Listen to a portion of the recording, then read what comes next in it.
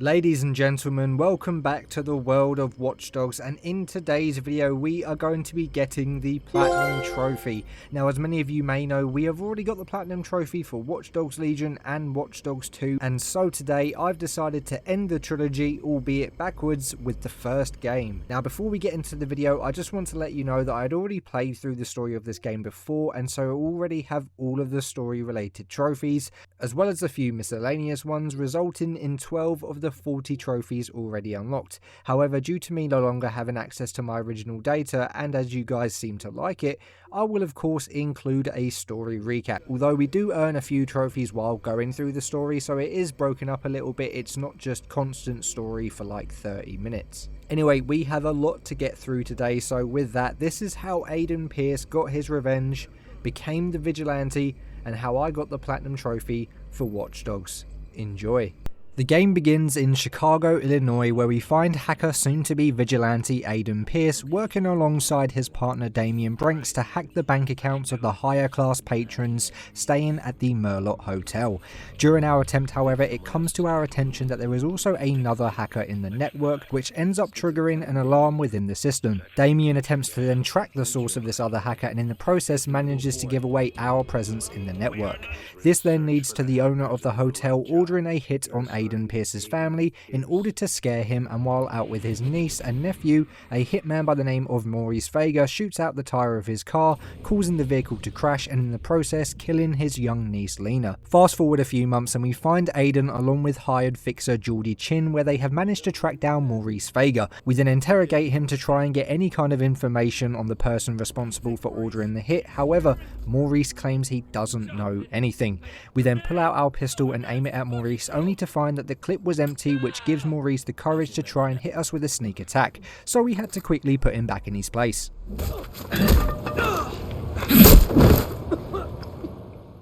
Geordie then admits to us that he has called the police in a weird attempt to cover up our tracks, and we then tell him to take Maurice to a secret location while we focus on escaping the stadium. This stage of the game, of course, acts as an introductory into some of the game's mechanics, where we get to grips with the basics of the game's stealth, the hacking mechanic, and even end up bringing the whole stadium's power down. I genuinely think the developers designed a really good way to emphasize the power that our hacker Aiden Pearce and his friends have. After escaping the stadium and preventing some crime in the local area, we decide to head over to our sister Nicole's house to visit her and celebrate our nephew Jackson's birthday, who still doesn't talk to anyone except his mother since the death of Lena. During our visit, we noticed that our sister sounds slightly distressed while on the phone, and so, like the good brother we are, we hack into her phone to listen into the conversation, where we discover a man threatening to break into her house.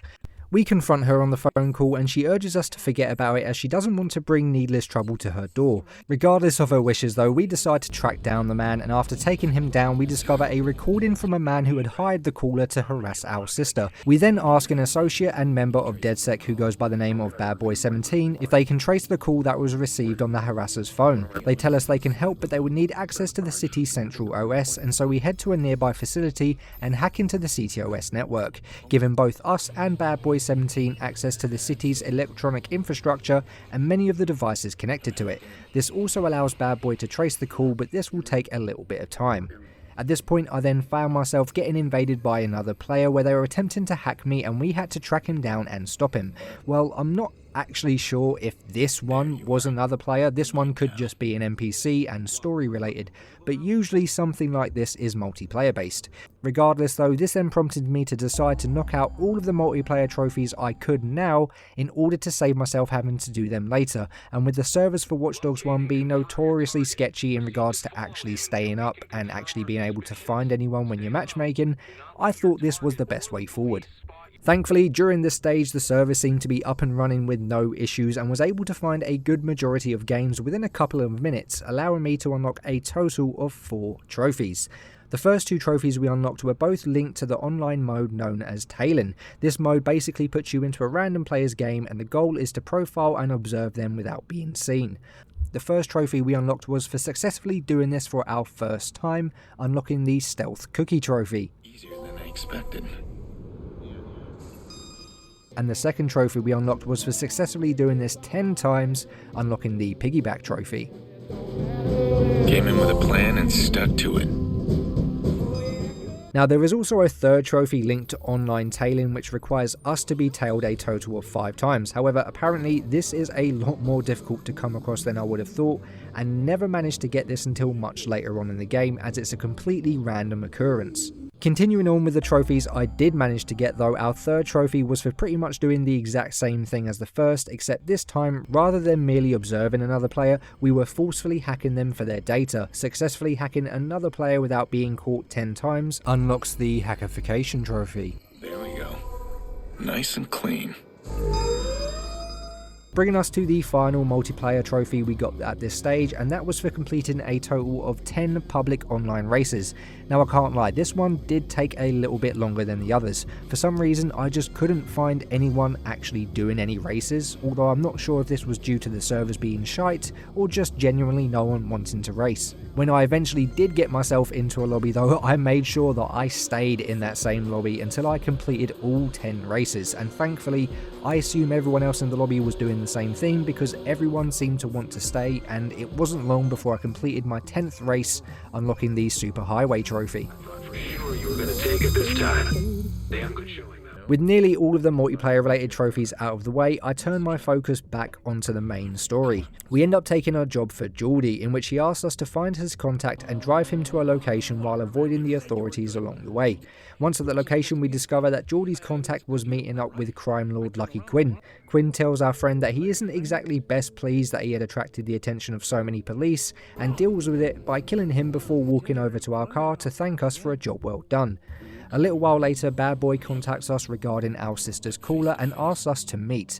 Upon heading to the meeting spot and after awkwardly asking a few people if they were a bad boy, we eventually stumble across the man himself, or should I say woman, as we discover that Bad Boy 17 is in fact a woman called Clara. Although a bit suspicious, we continue to work with Clara, where she ends up giving us a few more hacks for our phone, as well as help us track down our mystery caller, which we soon discover is actually our former partner and mentor Damien Brinks, claiming that he had also suffered thanks to the failure of the Murloc job, and asks us to meet up with him. We end up meeting up with Damien, where we confront him on his recent activities. He kind of avoids the subject, after which he then tells us that he wants to team back up with us as we both want the same thing: answers and revenge. Although he still disagrees with it being his fault, and he tells us that he also suffered. He was made a cripple and they had literally taken everything from him.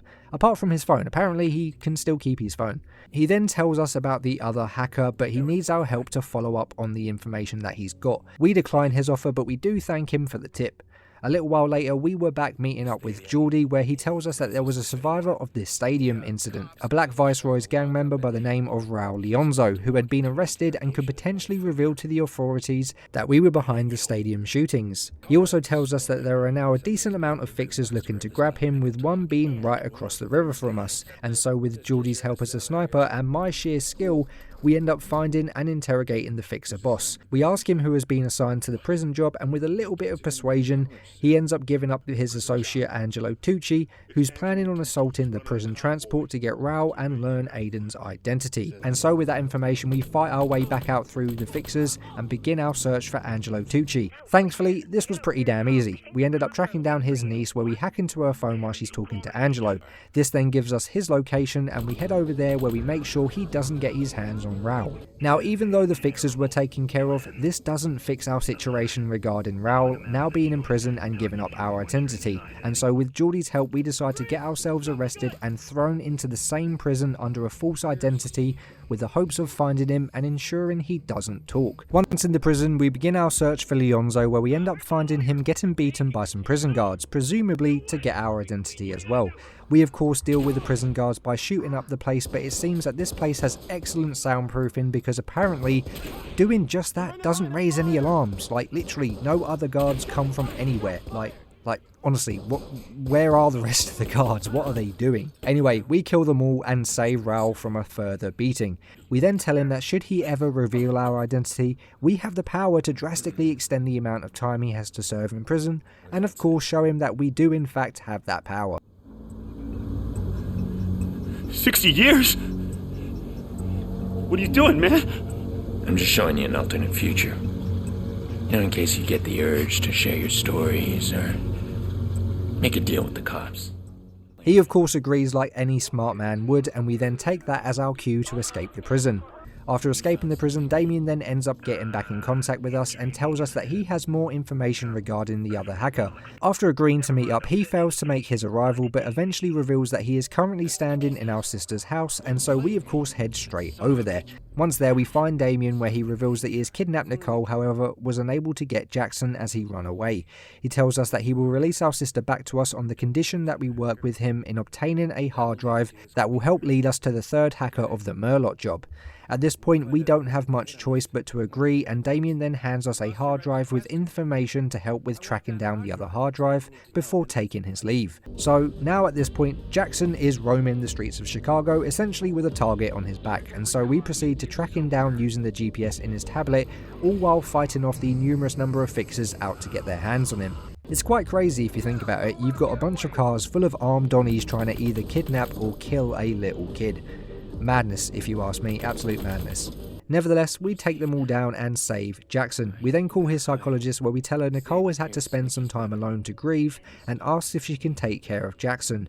She agrees, and so we take him over there in order to keep him safe. We then put a stop to the fixers going after Jackson by tracking down and killing a man named Robert Racine, who had been hired by Damien to kidnap both him and Nicole. Eventually, we end up returning to our motel and base of operations to analyse the data drive Damien had gave us. In the drive we find a video, however due to the file being corrupted in some way, it was unwatchable. We asked Clara to help us track down the original hard drive, however she wasn't too keen on getting involved with the kind of trouble that we were in, and goes to make an exit. Unfortunately, she's stuck in this awkward situation a little while longer, as all of a sudden we hear a bunch of cars pulling up outside, and knowing that they are for us, we then blow up our motel room to prevent our equipment and data getting into the wrong hands, and we then take Damien's drive and Clara and proceed to fend off the attackers and make our escape. We then meet back up with Clara to discuss what has just happened, although now we have absolutely nothing except our phone, and we don't really have the facilities to allow us to continue tracking the hacker and our sister. Thankfully, she tells us that there is a location just across the river known as the Bunker, which just so happens to be one of the first test sites for CTOS, and with it undetected access to the city's network. All we needed to do now was get inside, and thankfully after a little chase, a skittish man by the name of Tobias Frewer was able to give us the remote, allowing us access, and after getting the bunker powered up, Clara then begins to help track down the IP address Damien gave us. We end up tracking down the location of the IP address, which leads us into Black Viceroy's territory, specifically the gang's main compound, Rossi Fremont. And so we proceed to make our way over there to hack into the CTOS tower, giving us access to the compound CCTV, during which we unlock the Magic Smoke trophy for killing 4 enemies with a single instance of focus. We then head back to the bunker, where we use our newly acquired access to get an idea of their compound's layout, as well as any plans and operations that they may have. While flicking through the surveillance, observing what gang members get up to in their spare time, we end up stumbling across the boss himself, Delford Iraq Wade, and his cousin Tyrone Bedbug Hayes, talking with a member of Lucky Quinn's Chicago South Club regarding a guest list tied to Lucky Quinn. Iraq ends up beating his own man to death and hands over the briefcase to the club member before heading inside a locked room. Obviously, this is the room that we need to somehow get into. We then decide the best course of action would be to blackmail his cousin Bedbug into helping us, and so proceed to gather up information to help do just that, during which we discover that Bedbug is actually working against Iraq and wants to lead the Viceroys himself. Unfortunately for our buggy friend, Iraq already has plans to have him offed due to his various failures, and with the help of Geordie we get to the ambush location and take out the hitmen before they get the chance. After dealing with the hitmen, we then contact Bedbug and tell him of our good deeds and that we have a job for him. Of course, he was reluctant to help at first, but with a little bit of blackmail with the threat of showing the evidence we've gathered to Iraq, he agrees to be our eyes and ears inside the Viceroy's compound. Bedbug then tells us that Iraq is planning on meeting with Lucky Quinn at his upcoming auction, and so we proceed to track down the briefcase containing Quinn's guest list in order to get ourselves an invite, by posing as one of the guests and hopefully giving us the opportunity to get close enough to Iraq to clone his RFID tag to gain access to his locked room. With guest list now in hand, we had chosen to take the place of Nicholas Crispin, and of course we then needed to go and kill him to make sure he doesn't show up and ruin things. After dealing with Crispin, we then head to a local establishment to ask for the Poppy special and get our hands on the invite. Once at the establishment, we find our invite as well as discover that the Poppy special was in fact a special lady by the name of Poppy. Now at this point it becomes apparent that our Nicholas Crispin was a bit of a disturbing guy and that the auction was actually for human trafficking. This causes us to reveal to Poppy that our name is actually Pierce and we promise to help her escape. We then make our way over to the auction where we witness firsthand just how big Lucky Quinn's human trafficking ring is, and as we make our way through the auction, we eventually find Lucky Quinn talking to Iraq. As he's about to leave, we make sure to get a quick scan of his dog tag to copy the RFID tag. Lucky Quinn then pulls us to the side to have a chat with us, but due to the lack of an accent, he soon becomes suspicious of our identity. And with that, it was time to make our exit. Poppy then arrives, and as we are leaving, she tells us that they are aware of Crispin's death and won't have long until our cover is blown. We then keep our end of the bargain and block the tracking device in Poppy's tattoo and proceed to make our escape from the auction, after which we then ring the police and inform them of what is happening, allowing the authorities to save the rest of the slaves. After making our escape, we are then contacted by Jackson's therapist Yolanda, who tells us that Jackson has gone missing, and so we must once again track him down and once again have to kill a bunch of people in order to do so. We then save Jackson and take him back to Yolanda, who is now becoming suspicious as she hasn't heard from Nicole and threatens to call the police if she doesn't hear from her soon. Hopefully, she can wait a little bit longer. With RFID tag now in hand and Jackson safe once again, we could turn our focus back onto getting our hands on the hard drive at the Viceroy's compound. Using the surveillance system, we guide Bedbug through the compound in order to get into the locked room unnoticed. And once there, we get Bedbug to download all of the data stored on the servers. That download, however, was cut short as all of a sudden Iraq bursts into the room, catching Bedbug in the act. We then make our escape from the Viceroy's compound and find out that Iraq had chosen to spare Bedbug, and with that, rather than putting him in any more danger, we decide to cut him loose. We then head back to the bunker in the hopes that the data that we do have is enough. However, Clara tells us that she is still unable to decrypt the data. She does, however, inform us of a man named Raymond Kenny who was a former CTOS engineer, and as he actually created the CTOS's encryption, he may still have a backdoor into the system to help us with decrypting it. Turns out ex-CTOS employees though are hard to track down, and so we spend the next few missions travelling to his previously visited locations in search for clues as to his whereabouts, during which we unlock the Clear Signals trophy for unlocking every CTOS tower, basically Watch Dogs' version of an Assassin's Creed viewpoint.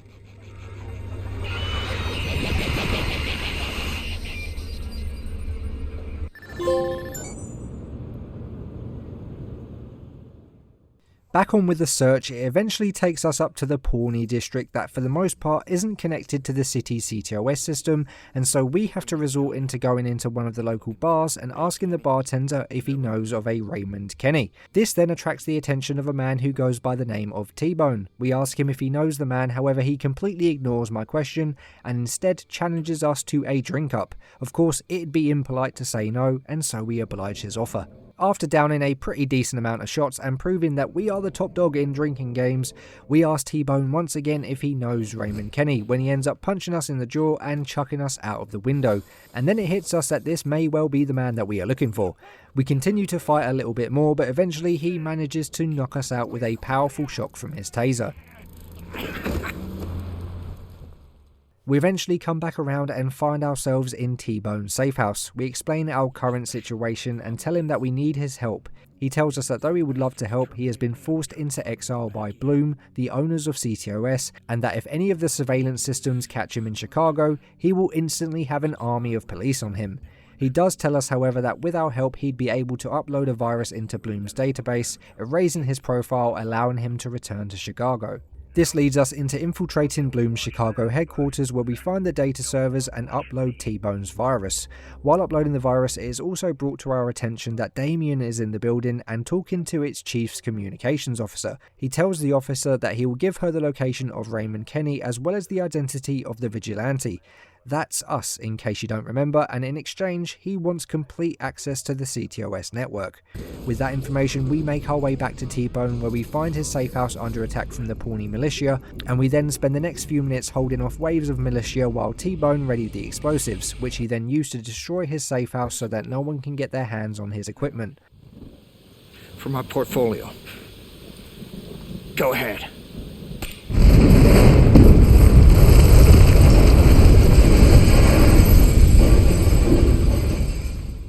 and after doing so, we make our escape and head back to the bunker. Now at first, T-Bone wasn't happy that we had withheld what we had learnt regarding Damien and Bloom's deal and was even close to leaving, but thanks to Clara, she manages to convince him to stay and help us decrypt the files. To do this, however, we needed to get our hands on the hard drive containing the data, and so now it was time to head back to the Viceroy's territory and their Rossi Fremont compound. Once there, we proceed to make our way through the compound, fighting through the numerous armed gang members until we eventually reach the compound server room, where we proceed to download all of Iraq's data, including any blackmail that he has. This time, we managed to steal all of the data, and as we make our escape, we run into Iraq himself. It's revealed that he knows our identity and also that he was the third hacker in the Murloc job, which of course is the reason for Lena's death. We all of a sudden get jumped and Iraq manages to escape to the roof. We of course follow him, and after dealing with his numerous thugs, we eventually take him down.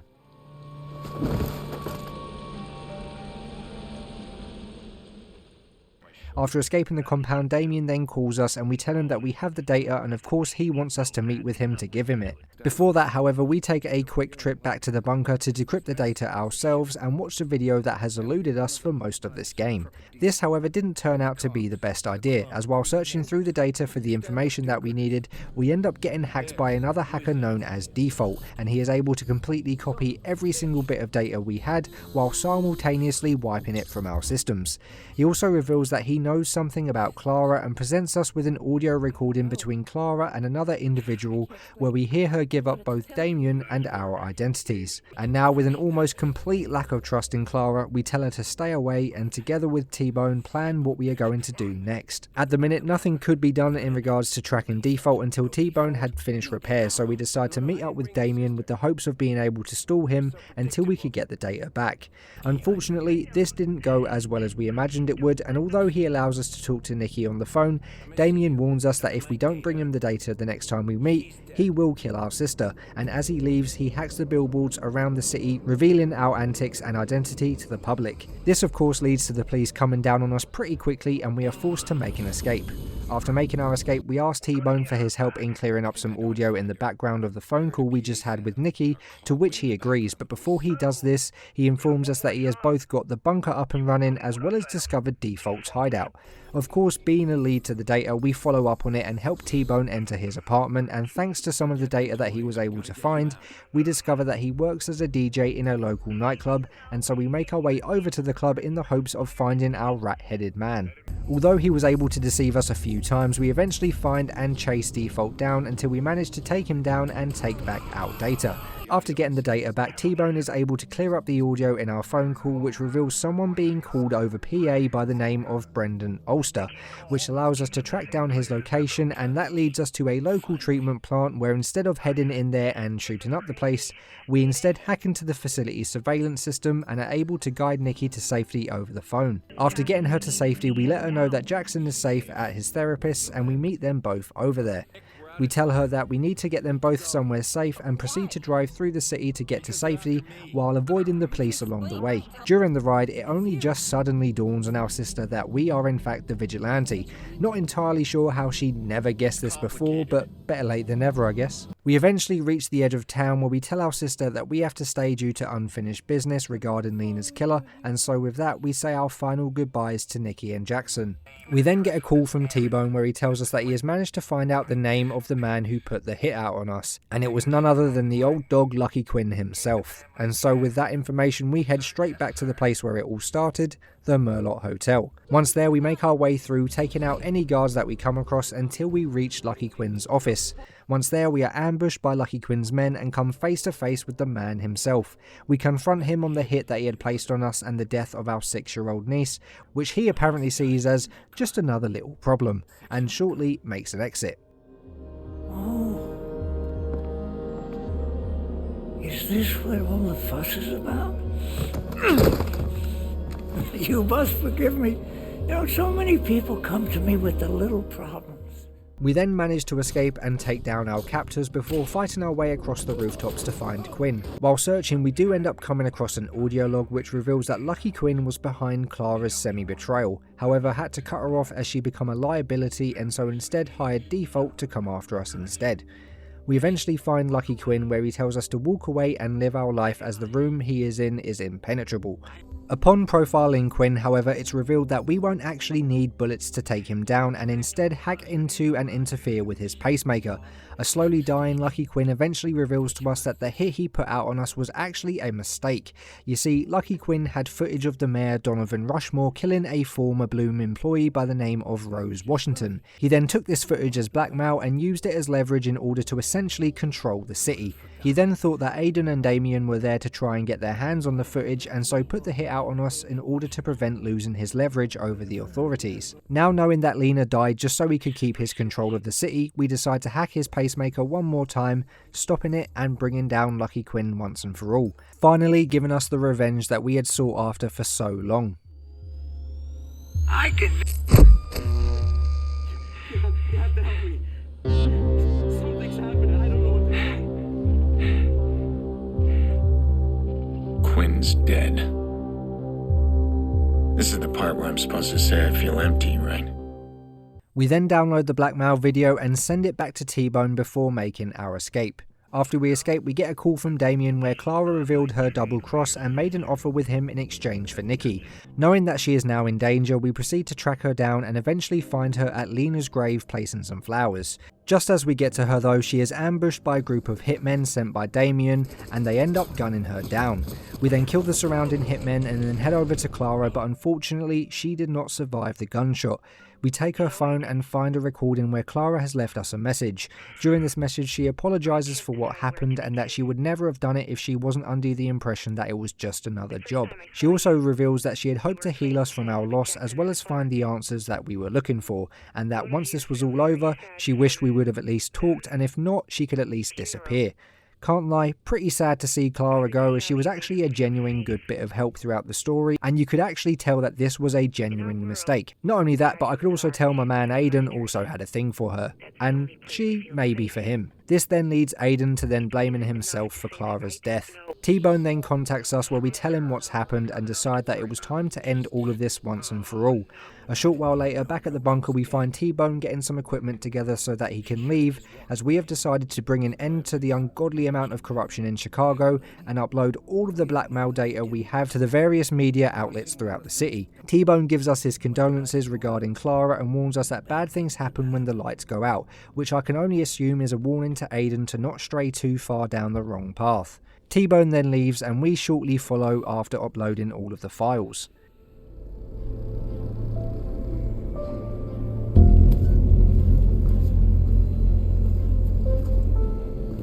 Where several of Bloom's top executives are now being questioned about a series of graphic sex videos leaked online. After leaving the bunker, Damien then contacts us, obviously furious with what we had done, and we then tell him that we are coming for him to pay for the hit that he put on Clara. He then reveals to us that he has complete access to the entire city's CTOS and doesn't plan on making getting to him easy. While making our way through the city avoiding the mayhem that Damien is causing, T-Bone calls us and tells us he isn't about to let Damien use CTOS and points us towards a weak point in the system. We then make our way around to 3 different entry points in the city to upload T-Bone's homemade virus in order to use the satellite to bring down CTOS.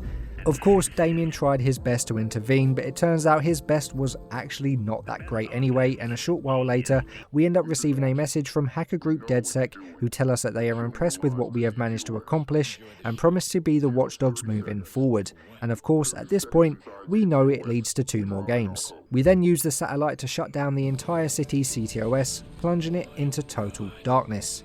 We then let Damien know that we're coming for him before tracking him down to an island lighthouse just outside of the city. Once there, we find Damien and confront him on what he has done, although he tells us that we are just as bad as him and that it was as much our fault for Lena and Clara's death as it was his, which is something he told us throughout the whole game, so at least his story is consistent. All of a sudden, Geordie makes an appearance. However, he was not here for Damien and instead he was here for us. You see, Damien had put a hit out on us, which Geordie, for some reason, seemed to accept.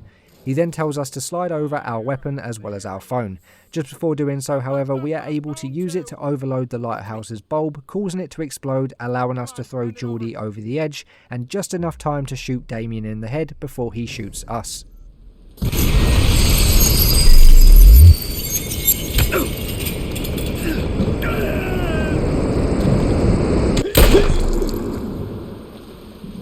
I don't know what Damien wanted in those final moments. death, I suppose.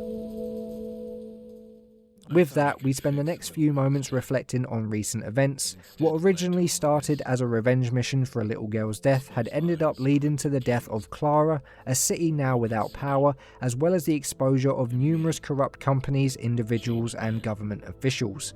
Aiden then essentially decides that he is going to continue being the watchdog for Chicago and its people and use his power to expose, protect and if necessary, punish any who are deemed as corrupt or criminal. After some credits roll, we then receive one more phone call. This time it's from Geordie. He reveals that he isn't actually dead and tells us of Maurice's location as he doesn't like to leave loose ends. And at this point we are then given a choice. We can either spare an obviously mentally damaged Maurice or shoot him, tying off our last loose end.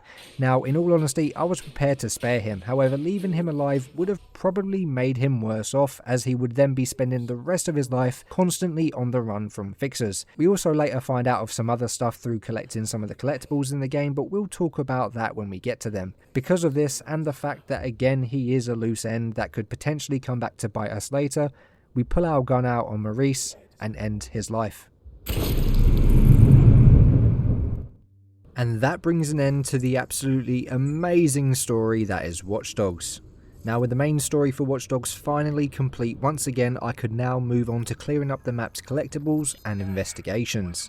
Let's start with the investigations. Now there's a total of 5 series of investigations that we needed to complete. These were the privacy investigations, missing person investigations, QR code investigations, the weapon trade investigations and the human trafficking investigations, all consisting of 10 side activities which are 9 separate clue and evidence locations and 1 final mission to wrap up the investigation, and completing all of them rewards us with a total of 6 trophies.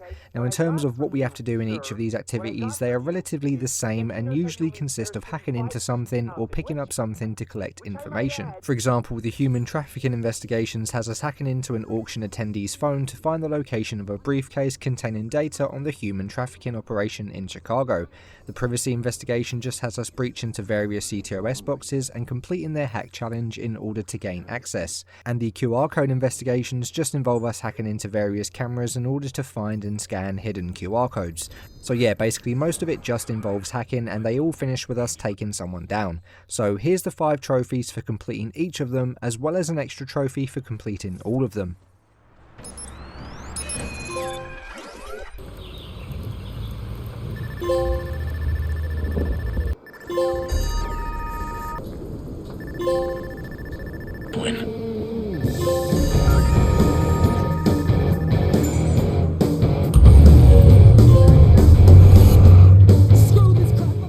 During this we also managed to knock out a few other trophies. Our first was the System Wrangler trophy for completing every CTOS breach in the game. We checked in at 100 hotspots, earning us the Geolocator trophy for checking in at every hotspot in Chicago. And we collected all 8 of Maurice Vega's burner phones for another trophy, but before I show it I do want to talk about what I mentioned earlier. You see, these burner phones contain messages left by Maurice Vega in which he gives some sort of confession. We learned that before he accepted the hit to take us out, he had originally tried to get out of the Fixer game and clear his debts. We discover that he had a new wife called Abby in which he was hoping to be his fresh start at life. However, not too long into their marriage he gets a phone call from previous employers who tell him that he needs to do a job in order to clear his debt, although this was something he had already done a few times before. Of course, wanting to stay out of the game for good, he tells them he's not going to do it, in which they then tell him that if he doesn't, they will kill his wife Abby, leaving him with now no choice but to get back into the Fixer game. A few jobs went by and they slowly began to tear down Maurice before they finally gave him one final job, the Aiden Pierce job. Maurice of course took the job, and when the time come to shoot Aiden, he noticed his niece Lena, who stared right back at him, which led him not being able to pull the trigger as he knew it would have ultimately killed her, and so instead shot the front tyre out. Of course he does eventually find out that Lena was killed, which is something that probably broke him as much as it did Aiden. Because he didn't kill Aiden, this led to his employers kidnapping his wife, where Maurice begged them to take him instead of her. They said they were feeling generous and wasn't going to kill her but to put her into the auction, which of course we know from the story what goes on there. They then tell him that his debt is paid and he is free to live his life. However, what kind of life he even has now is questionable, and of course we know that a short while later Aiden ends up coming after him anyway. Now I can't lie, after listening to these I actually genuinely felt bad for the guy and ultimately regretted my choice on killing him earlier. It was a situation he was forced into and ended up trying his best to avoid while also trying to appease the employers looming over him. He shows genuine remorse for what happened and ultimately winds up a broken man left with absolutely nothing to live for. Hell, even Aiden shows some empathy for the guy. All I'm going to say is, excellent bit of backstory to one of the characters right there. Of course, collecting our final burner phone unlocks the sanity check trophy.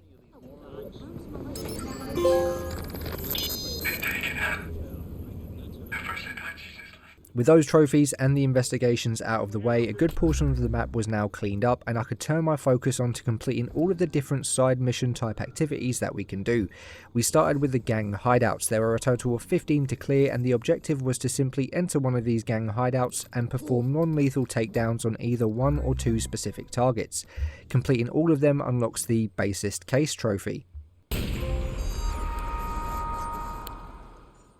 We then took on the criminal convoys, which were pretty damn simple also. All we needed to do was stop a criminal convoy, get into its location and take out the marked target and guards. Completing all 18 criminal convoys unlocks the road rage trophy. And the final side activity were the fixer contracts. Now there are actually 46 total contracts in the game, however luckily for us we only had to complete 14 of these bad boys and they were essentially just driving missions. From delivering cars to chasing someone down, that's all these contracts really consisted of, so there's not a lot to say about it other than the fact that it did get a bit tedious towards the end, especially when you get the same type of fixer contract 5 times in a row. Anyway, completing 40 of them finally nabbed us the end of the line trophy.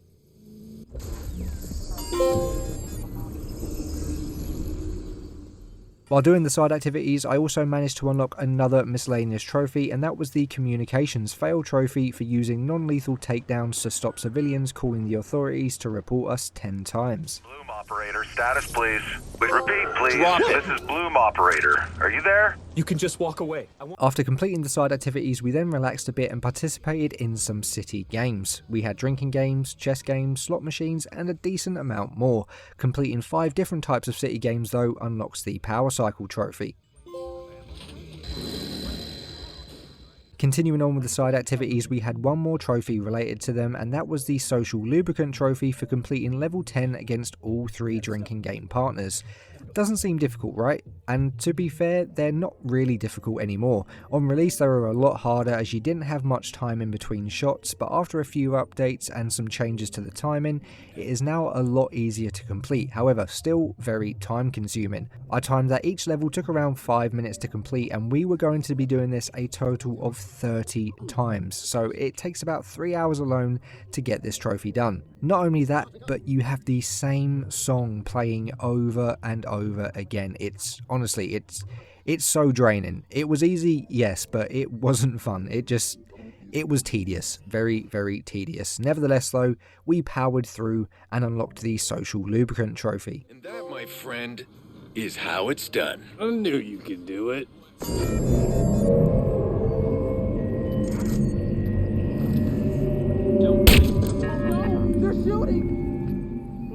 I then focused on getting 2 trophies out of the way, both linked to avoiding law enforcement. First was the White Rabbit Object Trophy for escaping 15 police scans. CTOS scan has turned up nothing. We lost him. And the second was the Scan Proof Trophy for escaping a level 5 police scan. All units, this is squad. CTOS scan is inconclusive. We don't have him. I then decided to try and get my final online trophy, and that was the Traced trophy for getting tailed 5 times. As I said earlier, getting tailed is multiplayer specific, so it is a random occurrence. I didn't think I'd have many issues as I assumed a lot of people playing this game now were going to be going for the trophies as well. but I think I may have been wrong. I tried this earlier on the cleanup stage with no luck, and I had only been tailed once throughout the entire game so far, and so still needed it to happen another 4 times. I tried numerous different methods to increase my chances. I tried leaving myself idle for a while in the hope someone would randomly tail me. I lowered my notoriety, I restarted the game, I even tailed other people and messaged them asking for help with the hopes of someone agreeing. A good few hours went by before I finally found someone who was willing to give me a helping hand. Now realistically it should have only taken a few minutes, but it ended up taking near enough an hour to get this done, and I will say I really did appreciate the help. She already had the trophy and was actually trying to clean up the map like we did earlier on, but she actually went out of her way multiple times by restarting the game and even the console in the attempts to help me, although we came to the conclusion that the servers were just absolute dookie. Eventually though, I do manage to get the trophy, and honestly, if the person who helped me is watching this, seriously, thank you so much. You are a lifesaver. I was prepared to give up on this. Not sure what went wrong there. It happens. The next trophy I decided to focus on was the Disk Space Full trophy, which involved us unlocking every song within the Song Sneak app. Now, this actually wasn't too hard. A lot of songs are earned through completing story missions, but there are numerous songs that can only be found out in the open world. Most of these can be earned by a couple of ways: heading into shops or bars and using the Song Sneak app while the radio is playing to get the song you need. Each shop has a different playlist, and some songs are specific to each district in the game, so there's a lot of travelling involved. You can also earn a lot of these by hacking NPCs' phones who are listening to music, and of course you can find NPCs everywhere. Thankfully, I managed to get a lot of these throughout the game naturally, and the ones that I had left came pretty quickly, with the exception of course, my final song that I needed, which is pretty typical really. I have a total of 3 separate 1-hour-ish recordings of me walking around the city, profiling and scanning like every single person I came across in the search of my final song. I checked multiple locations that people said they had found it online.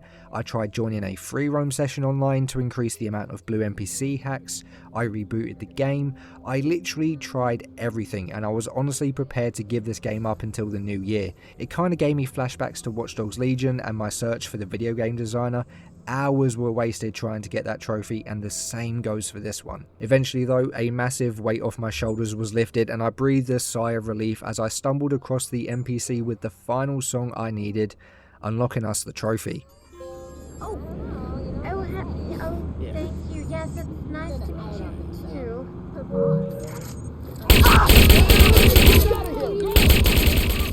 I then used the crime detection system to find and take down some criminals, and it wasn't long before I unlocked the Enforcer trophy for taking down 20 of them. Which brings us to our final trophy, and that was the freeware trophy for unlocking every skill. Turns out the final skill I needed to unlock was tied to a side activity known as NVZN, which tasks us with taking out AR alien invaders within the time limit. Honestly, not very difficult at all, and after completing 5 waves of them, we purchased our final skill, unlocking the freeware trophy and the 100% clear platinum trophy.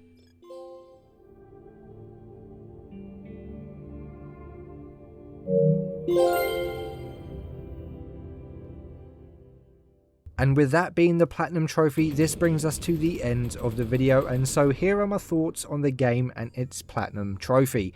So after replaying through this game, and of course earlier this year playing through the other 2, I can confidently say this game without a doubt has the best story of all 3 games. I thoroughly enjoyed the darker tone of this game's story, and because it was more of a personal vendetta, I felt more connected to the character that I was playing as. The combat was enjoyable and easy to get into, and the world was extremely fun to explore.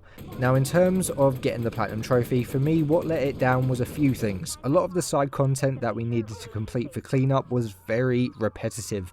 Not a hell of a lot changed between each one, with the only significant change in activities being the fixer contracts that involved driving instead of hacking. The online trophies, at least at this point in the game's life, are still surprisingly easy, so long as the servers are actually stable and can hold a lobby or game, as they are known to just randomly go down or just not work even when they are up, so there's that. But if you're willing to push through the repetitive nature of side content and the dodgy servers, then definitely go for the platinum. But anyway guys, this brings us to the end of the video. If you guys enjoyed it, make sure to let me know by hitting that like button and sharing this video around. It shows your support, and your support is always appreciated on my channel. Please let me know your thoughts of Watch Dogs down in the comments below, and have you got the platinum trophy for it, or is it one that you're planning to do yourself? And also make sure to hit that subscribe button and turn notifications on to stay up to date with everything I upload. This has been an amazing series, and I'm so glad to have now platinumed all 3 games in the series, and I'm happy to have been able to bring you guys along with me. I hope you all have a great day, and I will see you all in the next video.